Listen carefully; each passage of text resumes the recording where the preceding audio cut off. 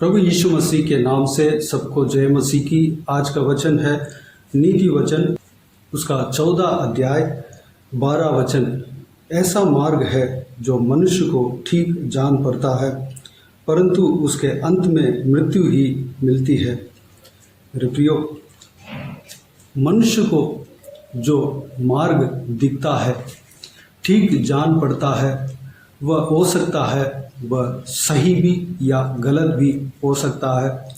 हम जो मार्ग को चुनते हैं वह हम गारंटी के साथ नहीं कह सकते कि वह मार्ग सही है, लेकिन परमेश्वर ने हमारे लिए जो मार्ग चुना वह 100% सही रहता है।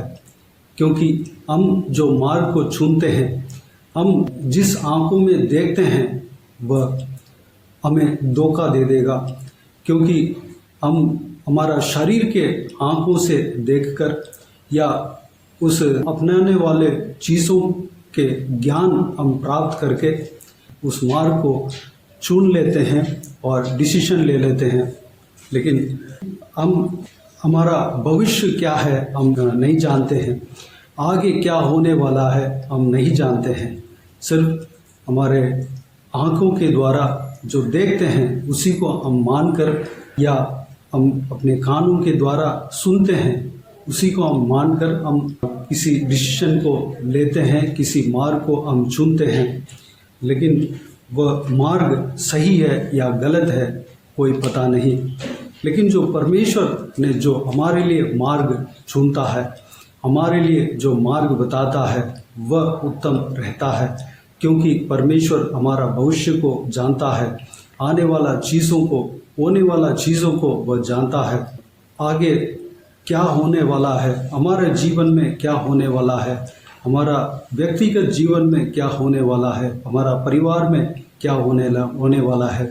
जिस विषय के लिए हम जो डिसीजन ले रहे हैं वो सही या गलत है, सब कुछ परमेश्वर जानता है। परमेश्वर एक जगह कहता है कि मेरे सोच तुम्हारा सोच नहीं है। परमेश्वर का सोच मनुष्य का सोच से अलग है। परमेश्वर मनुष्य की तरह नहीं सोचता। परमेश्वर का सोच उत्तम रहता है, अति उत्तम रहता है। परमेश्वर का सोच सत्य रहता है। परमेश्वर का सोच में सीधाई पा सकते हैं, पवित्रता पा सकते हैं। लेकिन मनुष्य वह जो सुंदरता को देखकर, किसी सुंदरता को, भली बात को देखकर उस मार्ग को अपना लेता है। उदाहरण लूत के जीवन में हम देख सकते हैं। लूत एक परमेश्वर का दास था, परमेश्वर को मानने वाला व्यक्ति था। वह जब अब्राहम से अलग हुआ तो एक नगर को चुना, सदोम और गोमोरा को चुना, क्योंकि वह वहाँ पर बसना चाहता था। उस नगर को देखकर, उस नगर के हरे भरे हालात को देखकर, सुविधा को देखकर वह वहाँ पर जाकर बसना चाहा। अपने दिमाग से एक डिसीजन लिया और वहाँ जाकर बस गया। लेकिन वचन कहता है कि सदोम के लोग यहोवा के लेके में बड़े दुष्ट और पापी थे। परमेश्वर के हिसाब से नहीं, बल्कि अपने ही सोच में, अपने ही डिसीजन, अपने ही दिमाग के अनुसार, अपने आँख के द्वारा देखकर वह डिसीजन लिया और वहाँ पर जाकर बसा।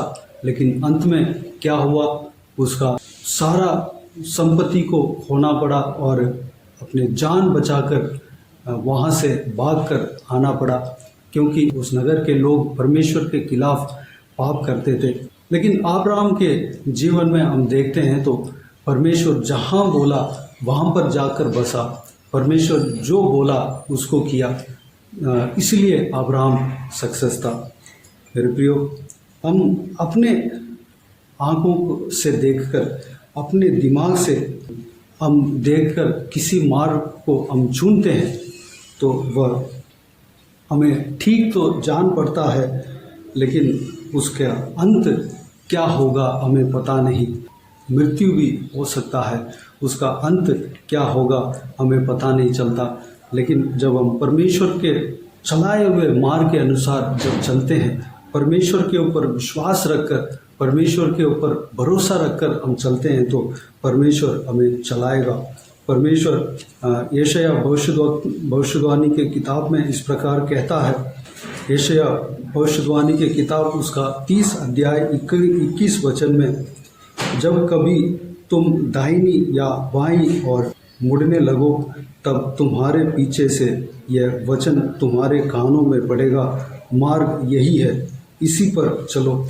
जब हम परमेश्वर के ऊपर भरोसा रखते हैं, परमेश्वर के रिश्ते में बने रहते हैं, हम उनसे हर रोज़ हम बात करते रहते हैं, हम उनके संतान बनकर उनके साथ साथ चलते हैं, तब परमेश्वर हमें मार्ग दिखाता है। परमेश्वर हमें यह कहता है कि मार्ग यही है, इसी मार्ग में चलो, इसी मार्ग पर चलो। हम हमारे सही मार्ग से जब भटकने लगते हैं, दाहिनी और बाईं और भटकने लगते हैं, तब पीछे से एक आवाज़ सुनाई देता है, परमेश्वर का आवाज़ सुनाई देता है कि मार्ग यही है, इसी मार्ग पर चलो।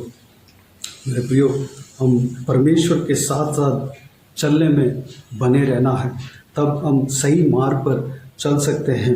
32वां भजन संहिता उसका 8 वचन में इस प्रकार लिखा हुआ है, मैं तुझे बुद्धि दूंगा और जिस मार्ग में तुझे चलना होगा उसमें तेरी अगुवाई करूंगा।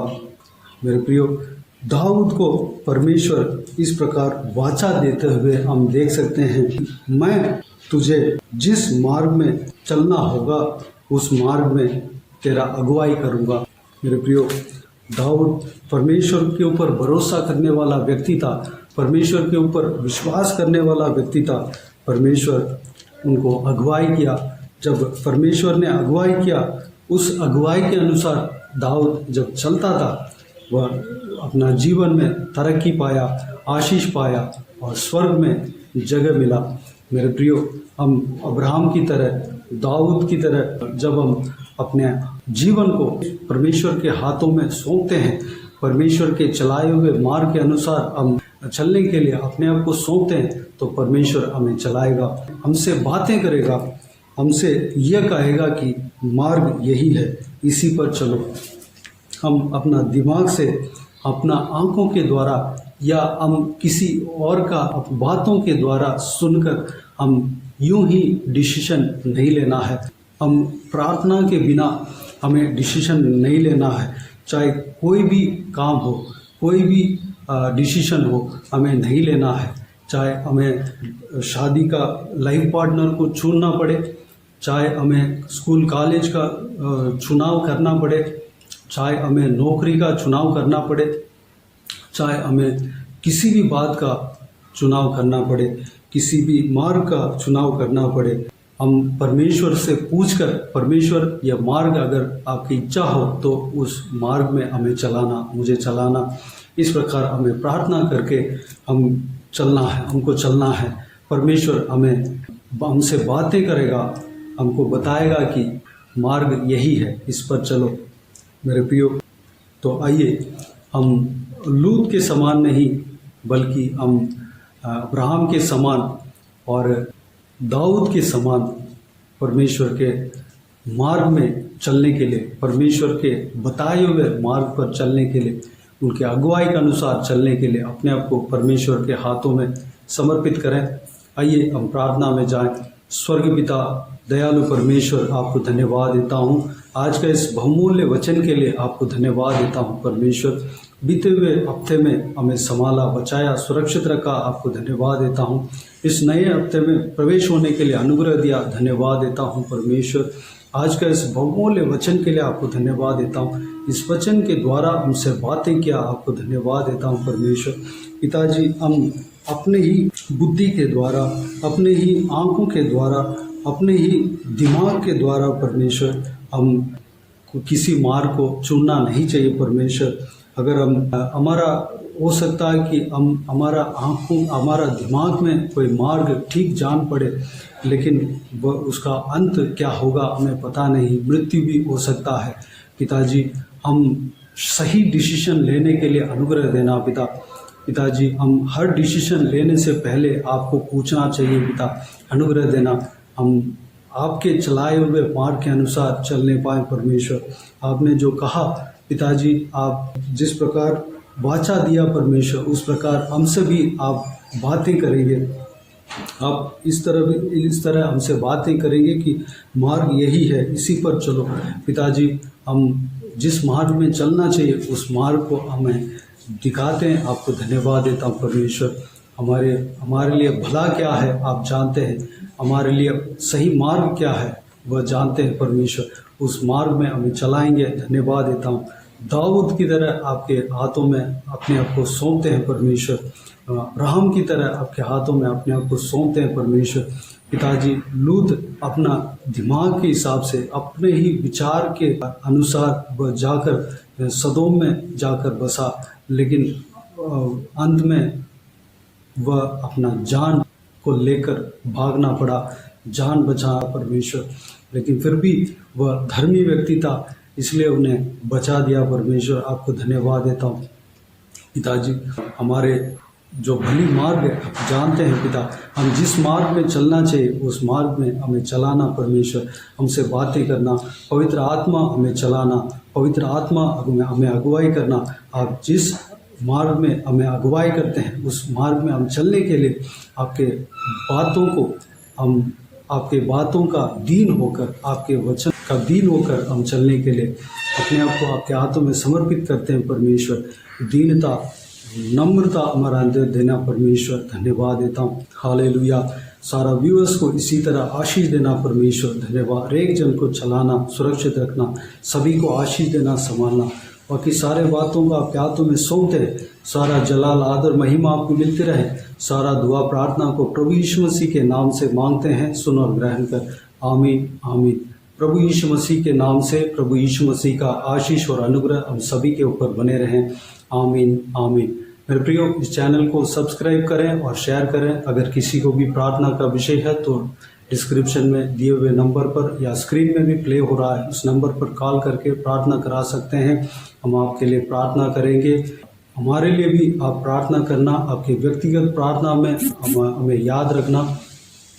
हमारे लिए, हमारा परिवार के लिए, इस सेवकाई के लिए, इस सेवकाई में जुड़े हुए हर एक जन के लिए प्रार्थना करना, हर एक का आत्मिक उन्नति के लिए, आशीष के लिए प्रार्थना करना। प्रभु यीशु आप सबको आशीष दे। इस सेवकाई के द्वारा परमेश्वर आपके जीवन में कार्य किया हो वो भी हमें बता सकते हैं, ताकि हम सब मिलकर परमेश्वर को धन्यवाद दे सकें, महिमा कर सकें। प्रभु यीशु आप सबको आशीष दे। आमीन, आमीन।